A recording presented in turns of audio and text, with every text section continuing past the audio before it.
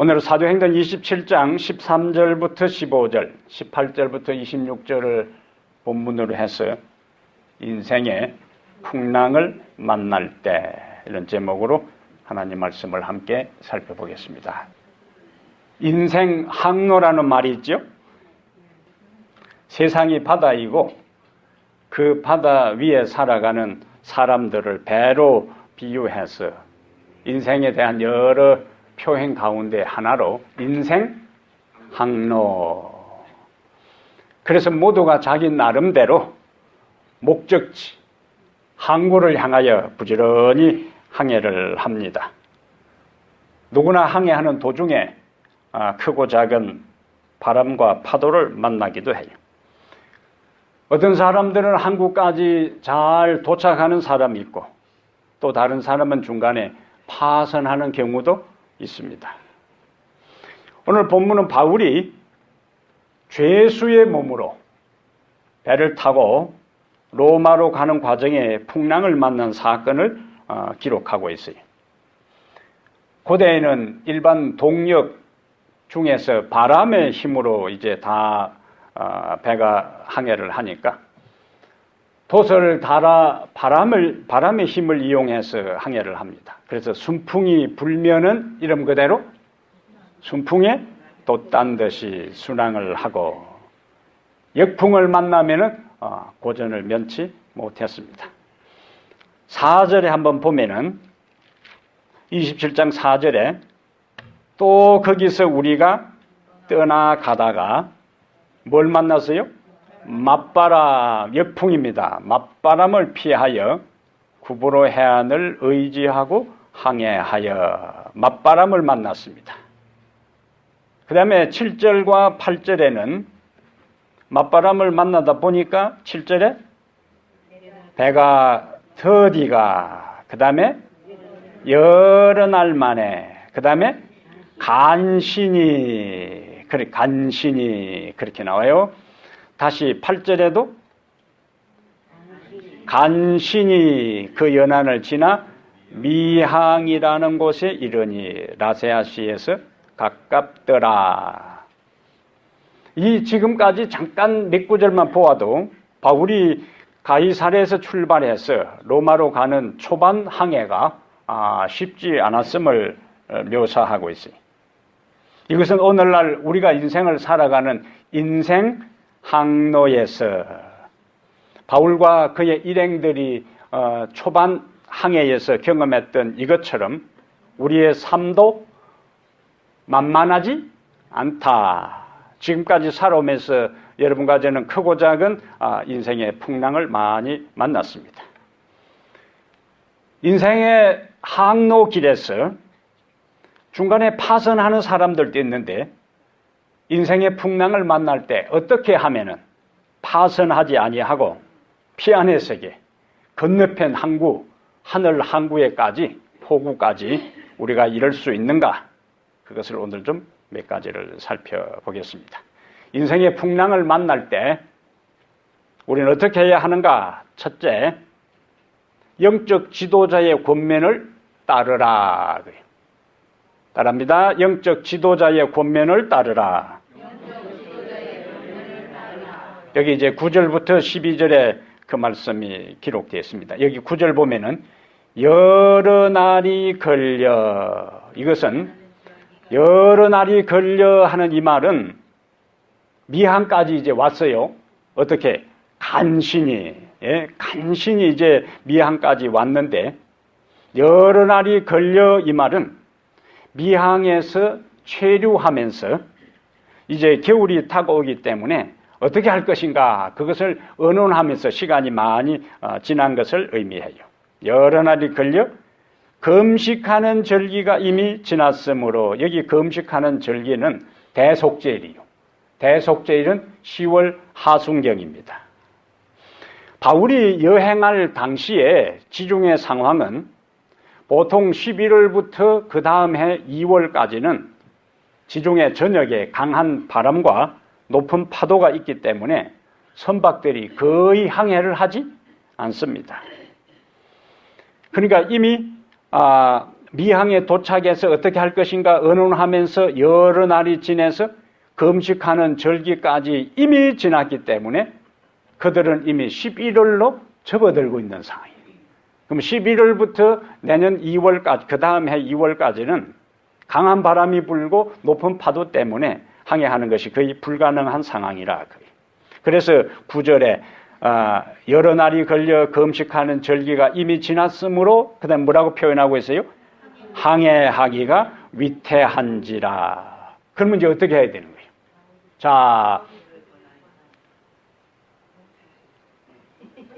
지금 바울이 나올 게 아니고, 자, 겨울이 접어들었다. 근데 미항에 도착했다. 근데 겨울에는 높은 파도와 강한 바람 때문에 여행하기가 힘들다. 그럼 그 다음에 논리적으로 뭐예요? 겨울을 어디에서 보낼 것인가 하는 것을 이제 결정을 해야 되는 거죠. 바울은 지금 처음으로 이 지중해 지역을 항해하는 것이 아니고 바울의 이 선교 여행의 흐름을 보면은 여러 번 이 지중해를 통과했어요. 그러니까 바울은 겨울에 지중해를 여행하는 것이 얼마나 어려운지를 누구보다도 잘 알고 있습니다. 바울은 고린도서 11장 25절에 3번 파선하고 일주야를 깊은 바다에서 자기가 보냈다고 이야기해요. 한 번도 아니고 3번이나 배가 완전히 깨어져서 죽을 고비를 넘은 것을 그가 이야기를 하고 있어요. 그래서 바울은 자신의 지금까지의 경험과 또 하나님께서 주신 영적 지혜에 의지해서 겨울을 어디에서 보내자고 제안하는가? 미항에서 그냥 미항 아름다운 이 항구에서 그냥 겨울을 보내자. 그렇게 바울이 이제 제안을 하는 겁니다. 그런데 12절에 그 항구가 어느 항구예요? 미항이 바울이 머물자고 제안한 그 항구가 겨울을 지내기에 불편함으로 거기서 떠나 아무쪼록 베닉스에 가서 겨울을 지내자 하는 자가 더 많으니 그러니까 어떻게 하는가? 11절에 백부장이 선장과 선주의 말을 바울의 말보다 더 믿더라. 그럼 백부장 결국 어떻게 결정했다는 거예요? 선장과 선주 그리고 많은 사람들이 미항에서 겨울을 보내는 것이 불편하니까 어디로 가자? 베닉스로 가자. 그런데 이 베닉스는 미항에서 베닉스까지 약 65km 정도 되니까 고대의 배로 운행한다 해도 서너 시간이면 갈 수 있는 거리입니다. 그 백부장의 입장에서는 배 주인도 그리 가서 보내자. 또 배를 운행하는 선장도 그곳에 가자. 그리고 대부분의 선원들도 미항보다는 베닉스가 낫다. 그러니까 누구의 말보다? 바울의 말보다 선장과 선주와 많은 다수의 사람의 의견을 따라서 미항에 머물지 않고 베닉스로 가기로 결정을 했어요. 그런데 바울에 있어서는 두 가지가 있었어요. 첫째는 바울의 경험이고 그 다음에 하나는 바울은 하나님의 사람이었어요. 많은 지중해에서의 경험을 가지고 하나님의 지혜에 근거해서 미항에 머물자고 제안했는데 다른 사람들은 그것을 거절하고 미항 대신에 베닉스로 가자고 이야기했어요. 그 결과 우리가 앞으로 전개되는 상황에서 본 것처럼 그들은 풍랑의 위험에 빠지고 말았습니다. 물론 하나님의 말씀에 순종한다고 인생의 삶이 언제나 평탄한 것만은 아니에요. 순풍을 만날 때도 있고 역풍, 맞바람을 만날 때도 있습니다. 그러나 영적 권면, 하나님의 영감에 의해서 제시된 기별을 거절함으로 그것을 따르면서 경험하는 하나님께서 우리를 단련시키기 위해서 허락하는 풍랑보다 하나님의 말씀을 거부함으로 경험하는 더 어려움이 많다 하는 이야기예요. 근데 12절을 우리가 가만히 보면은 바울이 제안한 것을 거부할 때에 또 하나의 그 다른 이유가 있는데, 그 항구가, 미항이, 바울이 제안한 그 항구가 뭐라고 이야기해요? 겨울을 지나기에 불편하니까 거기서 떠나 아무쪼록 베닉스에 가서 겨울을 지내고자 하는 자가 더 많다. 이게 사람들의 평가예요. 그러니까 겨울 지나기에는 미항은 불편하고 베닉스는 더 편하다. 사람들은 다 불편한 것보다 편한 것을, 편하고 쉬운 것을 다 좋아하고 그곳에 가기를 원합니다. 사람들은 신앙생활도 어렵게 하기보다 쉽게 편하게, 그리고 소수가 가는 것보다 다수가 가는 것. 그럼 여기 그렇잖아요. 다수가 미항보다 베닉스가 더 낫다. 미항은 불편하고 베닉스는 더 편리하다. 선원들의 입장에서는 아마 제가 이제 성경을 묵상하면서 보니까 미항에는 이런저런 위락시설이 별로 없었던 것 같아요. 근데 그 긴긴 겨울을 보내야 되는데 이 단조로운 미항보다는 베닉스 좀 더 큰 항구에 이러저러 재미거리가 있는 그곳에 가서 보내는 것이 낫겠다. 신앙에 있어서도 사람들이 내가 지금까지 살아온 방식, 내 습관, 내 가치관, 내 성격, 이것을 하나님의 말씀으로 건드리지 않고 그것은 그대로 두면서 편안하게 와서 말씀 듣고 아무 부담 없이 이름 그대로 편안하게 와서 말씀 듣고 돌아가서 일상에서 성경의 가르침에 그 부담 없이 내가 옛날 살던 방식, 내가 좋아하던 습관, 내 성격, 가치관 그대로 가지고 세상을 산다면은 얼마나 살아가기가 뭐예요? 편하잖아요. 신앙생활 하는 것도. 그냥 교회 오는 거, 세상 나가는 거 포기할 것도 없고 끊을 것도 없고 극복할 것도 없고 굴복할 것도 없고 그대로 세상의 삶, 교회의 삶 동일하게 살아가는 그 유사한 것을 가르치는 교회들로 사람들이 찾아가는 겁니다. 그래서 이 교회 나오면서도 부담 좀 주지 말라고 하는 사람들이 가끔입니다. 부담 주지 말라. 교회까지 와서 뭐라고요? 왜 부담 받느냐 그거예요. 인생살이도 피곤하고 지친데 교회까지 와서 왜 부담을 주느냐 하는 사람들도 있습니다. 예수님께서 마태복음 7장에 이렇게 말씀을 하십니다. 마태복음 7장 찾아보겠습니다. 우리는 항상 현상이 아니라 본질을 추구해야 되는데, 자, 마태복음 7장 13절에 우리가 잘 아는 말씀이에요. 마태복음 7장 13절에 어떤 말씀이? 좁은 문으로 들어가라.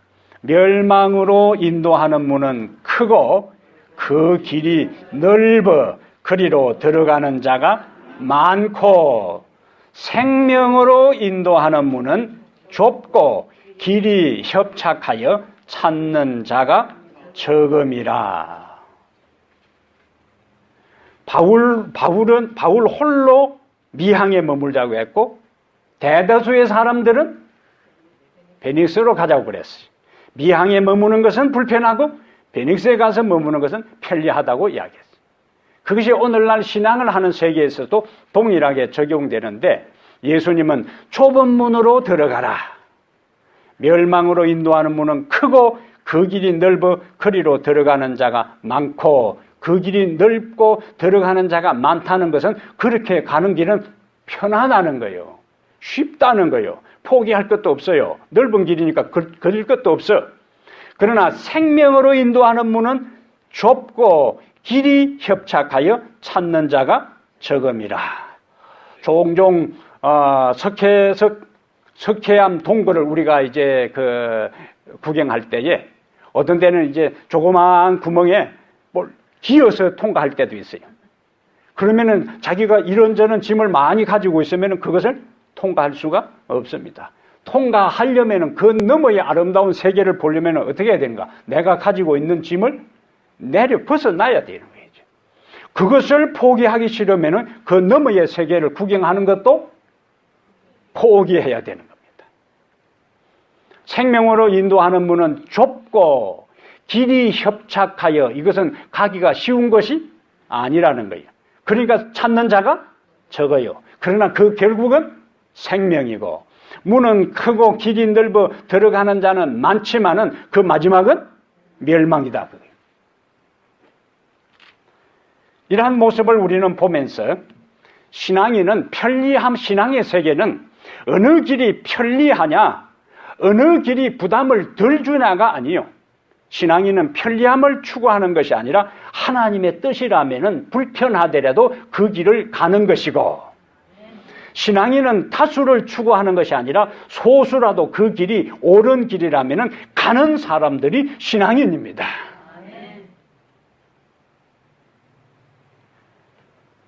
하나님의 말씀과 영적 지도자의 권면을 따르지 않아도 당장은 어려움이 생기지 않을 수 있습니다. 다시 27장으로 가겠어요? 사도행전 27장 13절에 그들은 바울의 영적인 제안과 하나님의 지혜에 근거한 것과 자신의 경험에 기초해서 제안한 것을 받아들이지 않고 편한 곳 다수를 따라서 이제 베닉스를 가기 위해서 출발했습니다. 그런데 13절 보세요. 13절 어떻게 시작합니까? 남풍이 순하게 불매. 그들이 어떻게 생각했어요? 그들이 뜻을 이룬 줄 알고 닷을 감아 그레데 해변을 끼고 항해하더라. 그러니까 하나님의 영적 기별을 거절한다고 당장 어려움이 생기는 게 아니에요. 남풍이 순하게 불었어요. 남풍이 순하게 불었으니까 가면서 어떤 생각을 했어요? 바울의 이야기 안 듣고 우리가 이렇게 하기를 참 잘했다. 그런데 신앙인은 항상 끝을 보아야 됩니다. 여기까지는 좋았어요. 남풍이 순하게 불매, 항해하기에 최적의 상태가 되었습니다. 자신들의 판단과 결정이 옳았다고, 잘했다고 하이파이브를 하면서 바울 이야기 안 듣고 이렇게 했다고 그들이 서로 격려하고 이제 아마 기분 좋게 환호성을 질렸을 거예요. 하나님의 말씀을 우리가 불순종하고 영적 지도자의 권면을 무시하고 안식일을 예사로 범하고 예배에 다반사로 빠지고 교회일에 무관심하고 부절제한다고 당장 우리가 어떤 어려움에 빠지는 것은 아니에요. 한동안 살아가는데 전혀 지장이 없을 수 있습니다. 일이 순조롭게 풀리고 건강하고 재정적으로도 넉넉하고 삶도 오히려 좁은 길을 가는 말씀을 따라 살아가는 사람들보다 외형적으로는 더 여유 있게 생활할 수도 있습니다. 그것이 바로 13절의 이야기예요. 남풍이 순하게 불매, 그들이 뜻을 이룬 줄 알고. 그래서 내가 꼭 구태여 좁은 길, 하나님의 말씀에 내 자신을 굴복시키고 내 자아를 쳐서 굴복시키는 이러한 경험 없이 적당하게 이렇게 살아도 큰 문제가 없구나 라는 착각을 할 수가 있다는 거예요. 13절처럼 아브라함과 헤어진 롯은 소돔성 근처를 선택했어요. 처음에는 소돔성에 직접 들어가지 않고 소돔성 근방에 있었습니다. 그러다가 성경은 그 롯이 장막을 옮겨 소돔성 안으로 들어갔다고 했어요. 소돔성 안에 롯이 두 천사가 소돔성 멸망을 경고하기 위해서 왔을 때에 성문 입구에 있는 걸 보면은 그 성문 입구는 고대에서 유지들이 앉는 자리입니다.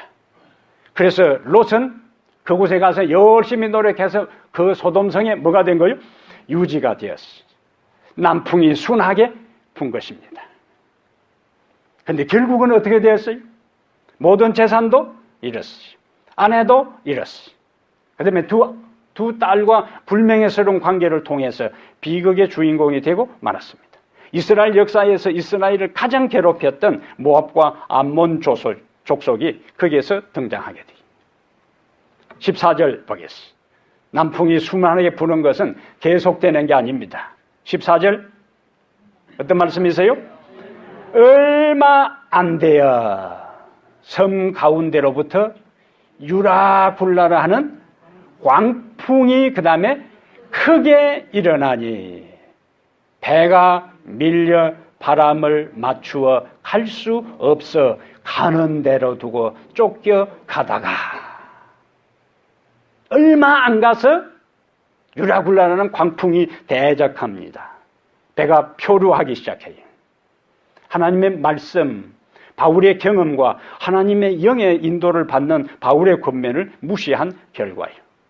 그래서 지금까지 내가 적당하게 살고 지금까지 내가 신앙을 타협하고 살고 지금까지 내가 알고 있어도 순종하지 않아도 아무 일이 일어나지 않는다고 해서 안심하지 말라는 이야기입니다. 현재는 상황이 좋아 보일지라도 곳곳 폭풍 속으로 들어가고 풍랑의 위기를 만나게 될 수 있어요. 그럼 우리는 하나님의 말씀에 대한 분명한 태도를 취해야 합니다. 예레미야 42장 6절에 예레미야 42장 6절 이건 직접 우리가 찾겠어요. 예레미야 42장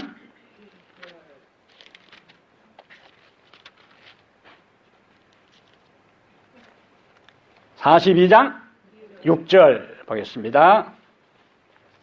여기도 아주 우리에게 중요한 메시지예요. 42장 6절 우리가 시작 우리가 당신을 우리 하나님 여호와께 보내면 그의 목소리가 우리에게 좋지 않든지를 막론하고 순종하려 함이라.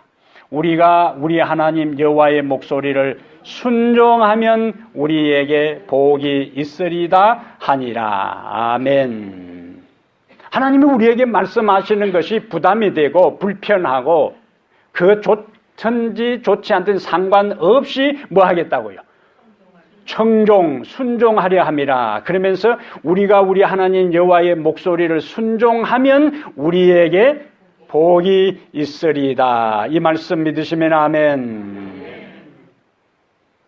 이것이 첫 번째 우리에게 주시는 메시지. 두 번째 다시 사도행 27장에 가서 20절로 가보겠어요. 여러 날 동안 해도 별도 보이지 아니하고 큰 풍랑이 그대로 있음에 구원의 여망마저 없어졌더라. 두 번째 우리가 인생의 풍랑을 만날 때에 기억할 것은 어떤 경우에도 희망을 가져라. 따라합니다. 어떤 경우에도 희망을 가져라. 갑작스레 순풍을 만나서 덕이 한 줄 알고 기분 좋게 가는데 갑자기 돌풍이 몰아쳤어요. 그러니까 그때부터 선원들은 당황하기 시작합니다. 바람이 강하게 불고 성난 파도가 뱃전을 때리기 시작했어요. 선장은 자기 나름대로 그 지중해를 항해하면서 경험했던 그 노련한 모든 기술, 선원들은 각자의 자리에서 다 자기 역할을 한다 할지라도 어떻게 해볼 도리가 없어요. 그래서 성경은 뭐라고 이야기하는가? 바람 부는 대로 물결 치는 대로 표류하기 시작하는데 그것을 세 군데에서 강조합니다. 15절에 보니까 배가 밀려 바람을 맞추어 갈 수 없어 가는 대로 두고 쫓겨가다가, 그 다음에 17절에도 마지막에 보면은 그냥 쫓겨가더니, 27절에도 다시 보면은 27절에도 열날째 되는 날 밤에 우리가 아드리아 바다에서 이리저리 쫓겨가다가, 속수무책이요. 이제는 뭐 인간의 모든 경험, 지식, 힘을 다 동원해도 그 풍랑과 폭풍 앞에서 어떻게 할 수 없는 상황에서 그냥 떠내려가는, 표류하는 상황을 쫓겨갔다는 것이 세 군데나 언급이 되어 있다. 여러 날 동안 해와 별이 보이지 않았어요.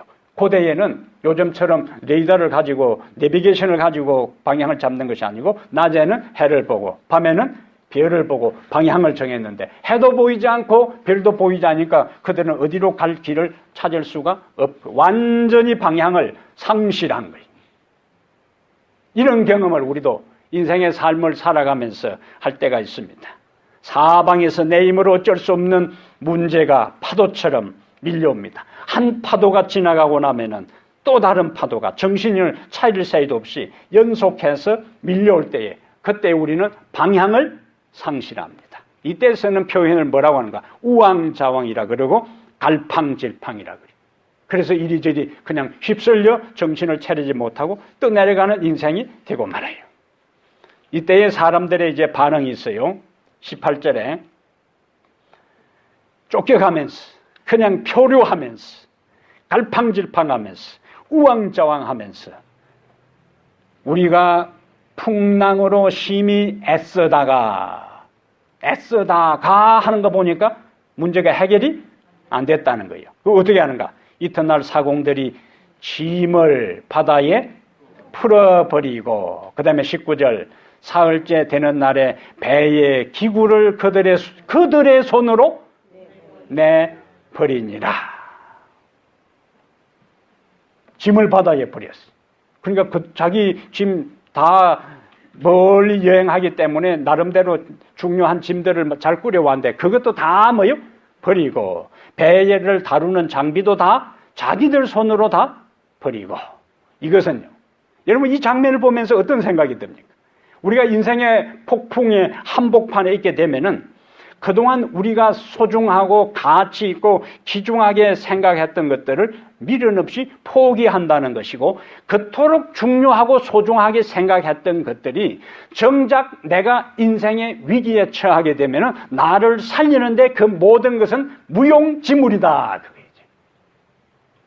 결정적인 위기에 처하게 되면 내가 그토록 애기중지하고 소중하게 생각했던 것들이 나를 살리는 데는 아무 소용이 없다는 거예요. 그리고 더 이상 그것이 나에게 중요하게 생각이 안 돼. 그러니까 다 뭐예요? 살기 위해서 미련 없이 버리잖아요. 선원들은 나름대로 자기들이 할 수 있는 일을 다 했어요. 그래도 상황은 달라지지 않습니다. 그리고는 표류하기 시작해요. 그리고 풍랑은 20절에 보니까 여러 날 동안 해도 별도 보이지 아니하고 풍랑도 그대로 있으니 사람들은 결국 어떻게 됐어요? 살 희망을 잃어버렸습니다. 그런데 이때에 바울이 등장합니다. 사람들은 다 절망 가운데 있고 살 여망을 포기했을 그때에 바울이 등장하는데, 풍랑이는 그 한복판에서도 바울은 침착합니다. 그 위기와 혼란 중에서도 담대합니다. 참 믿음과 우리의 본 모습, 우리의 성품은 평상시에는 잘 드러나질 않아요. 위기 중에서 드러납니다. 위기 중에서. 운전할 때 그 사람의 모습이 많이 드러나요. 운전할 때. 운전해가 누구 앞에 탁 끼어들이왔다. 아니면 누가 앞에 가다가 급정거를 했다. 그러면 평소에는 아주 그런 사람이 그 순간에 입에서, 예? 끼 이렇게도 나올 수 있고, 예?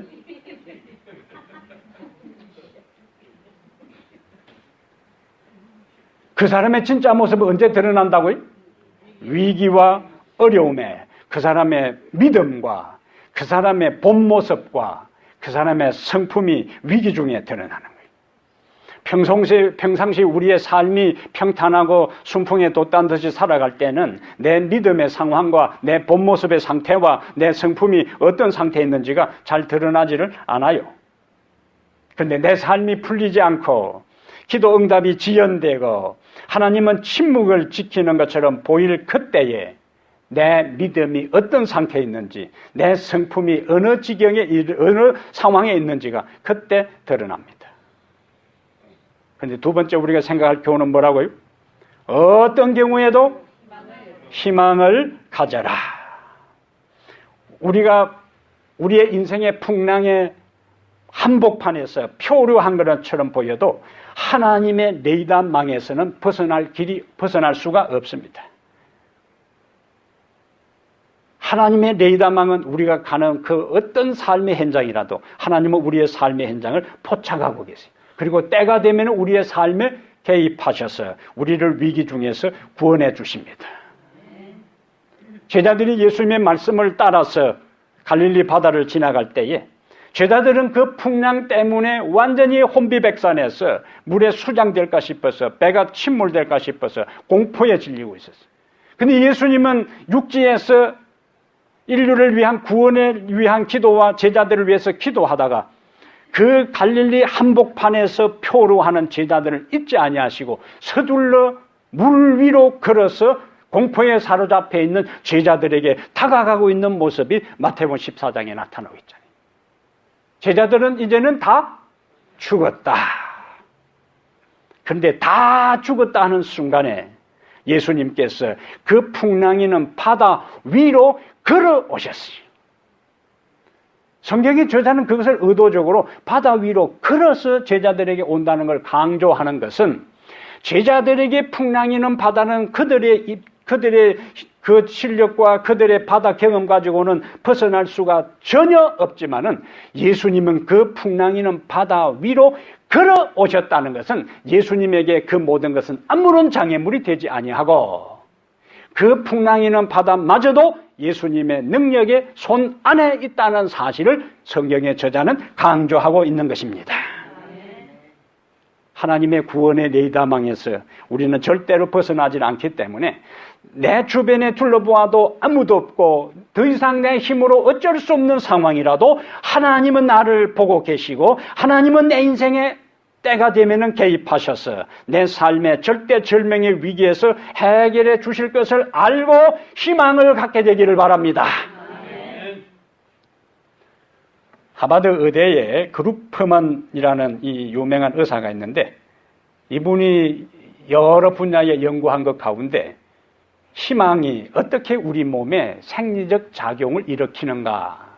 무엇이요? 희망이 우리 몸에 우리의 생리작용에 어떤 영향을 미치는가 하는 것을 아주 오랫동안 연구를 했습니다. 그래서 이분이 희망의 힘이라는 책도 썼어요. 한국말로도 번역되어 있습니다. 무슨 힘이요? 희망의 힘. 이분은 오랫동안 임상 경험을 통해서 수많은 환자들을 상담하고 치료하면서 희망이 그들의 질병 극복에 얼마나 중요한 역할을 하는가 하는 것을 과학자로서 그것을 증명한 것이 희망의 힘이라는 책에 나타나 있습니다. 희망의 생리작용에서 희망과 기대와 믿음을 가질 때에 희망과 기대와 믿음을 가질 때에 우리 몸에서 엔돌핀 호르몬과 엔케파린이라는 긍정 호르몬이 많이 분비되는 것을 발견을 했어요. 그러면서 이것들은 우리 몸의 면역세포를 강화시켜서 우리 몸에 들어오는 모든 질병과 세균들을 퇴치하는 것을 확인했어요.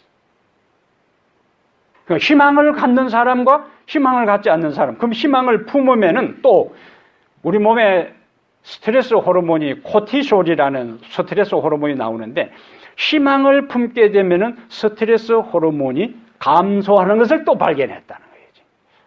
그런데 반대로 희망을 포기하고 절망 상태에 빠지면은 긍정적인 호르몬 분비는 감소하고 부정적인 스트레스 호르몬, 코르티솔이나 호르몬 분비가 과다하게 분비되면서 그 사람을 다 완전히 망쳐버리는 것을 보게 돼요. 통증은 강화되고 세균들이 급격하게 번식하는 것을 그가 임상 실험을 통해서 확인했어요.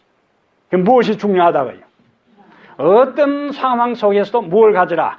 희망을 가져라. 그리스도 안에서 절망 대신에 희망을 선택하게 되기를 바랍니다. 희망을 말하고 희망을 노래하고 희망을 전하게 되기를 바랍니다. 왜냐하면 그리스도는 우리의 영원한 무엇이 되는가? 희망이 됩니다. 믿으시면 아멘. 세 번째 사도행전 27장은 우리에게 풍랑 중에서도 하나님을 신뢰하라. 따릅니다. 풍랑 중에서도 하나님을 신뢰하라. 바울은 폭풍과 한가운데서 이제 외칩니다. 27장 22절에 내가 너희를 권하노니 그 다음에 이제는 안심하라. 너희 중 아무도 생명에는 아무런 손상이 없겠고 오직 배뿐이라. 내가 속한 바 곧 내가 섬기는 하나님의 사자가 어젯밤에 내 곁에 서서 말하되 바울아 두려워하지 말라. 네가 가이사 앞에 서야 하겠고 또 하나님께서 너와 함께 항해하는 자를 다 네게 주셨다 하였으니 그러므로 여러분이여 안심하라. 나는 내게 말씀하신 그대로 되리라고 하나님을 믿노라. 아멘. 얼마나 멋있어요. 모두가 공포에 질려 있는 이때에 그 한복판에서 여러분 안심하라. 하나님의 천사가 내 곁에 있어서 이제 이 모든 배만 파손될 뿐이지 사람들은 한 사람도 희생되지 않을 것이다. 하나님이 나에게 말씀하신 그대로 이루어질 것을 나는 믿노라. 얼마나 위대한 신앙 고백입니까? 히브리 13장 5절에 내가 과연 너희를 버리지 아니하고 과연 너희를 떠나지 아니하리라. 따라합니다. 내가 과연 너희를 버리지 아니하고 과연 너희를 떠나지 아니하리라. 히브리 13장 5절의 말씀이에요. 사랑하는 사람도 영원히 우리와 함께 하는 것이 아니 언젠가는 우리 곁을 떠납니다. 부부도 영원히 함께 할 수도 없고 자녀도 영원히 내 곁에 있는 것도 아니고 친구도 동료도 언젠가는 다 떠납니다. 그리고 우리와 영원히 함께 할 것 같은 사람들도 때로는 배신하고 때로는 배반하고 때로는 변절하고 상처만을 남기지 떠나갈 수도 있습니다. 바울도 이런 경험을 했어요. 디모데후서 4장 16절 17절에 바울의 고백을 한번 들어보세요. 이 고백을 읽을 때마다 저는 마음이 짠해집니다. 찡해지는 것이 아니고 짠해져요. 아파진다 그거요. 예? 디모데후서 4장 16절 17절에 내가 처음 변명할 때에 나와 함께한 자가 하나도 없고, 처음 변명할 때는 것은 바울이 사람들 그 재판정에서 자기의 신앙을 변호할 그때는 거죠. 내가 처음 변호할 때에 나와 함께한 자가 뭐라고요? 하나도 없고, 그 다음에 다 나를 버렸으나. 마음이 짠해지잖아요. 예? 하나도 없고 다 뭐랬다고요? 바울을 다 버렸으나 저희에게 허물을 돌리지 않기를 원하노라. 섭섭하기는 섭섭했다는 거예요. 마음이 아프기는 마음이 아팠다는 이야기라. 그러나 허물을 돌리지 않기로 결심한다는 거예요. 언제는 바울 곁에 그렇게 몰려들었다가 바울의 삶이 힘들어지니까 하나 나와 함께 한 자가 하나도 없고, 건강하고 평탄할 때는 혼자로도 괜찮은데 힘들고 병들고 어려울 때에 그때 함께 있는 자가 필요한데, 바울이 결정적으로 신문을 받을 때에 나와 함께 한 자가 하나도 없고 다 나를 버렸으나. 여기까지만 보면 바울의 삶은 참 불쌍하기 짝이 없는 상황입니다. 그러나 바울은 자기 연민 그 상태에서 빠져 있지 않아요. 주께서 내 곁에 서서 나를 강건케 하신다. 예? 사람들은 다 버렸어요. 사람들은 그 곁에 하나도 없어요. 근데 바울은 그의 시선은 그 주변에 있는 사람들을 하나도 없는 것으로 인해서 절망하고, 이놈 자식들 말이야, 그럴 수가 있어? 언제는 그렇다가 이렇게 원망하지 않고 저희에게 허물을 돌리지 않기를 원하노라 하면서, 왜 그것이 가능했는가? 주께서 내 곁에 서서 나를 강건케 하신다.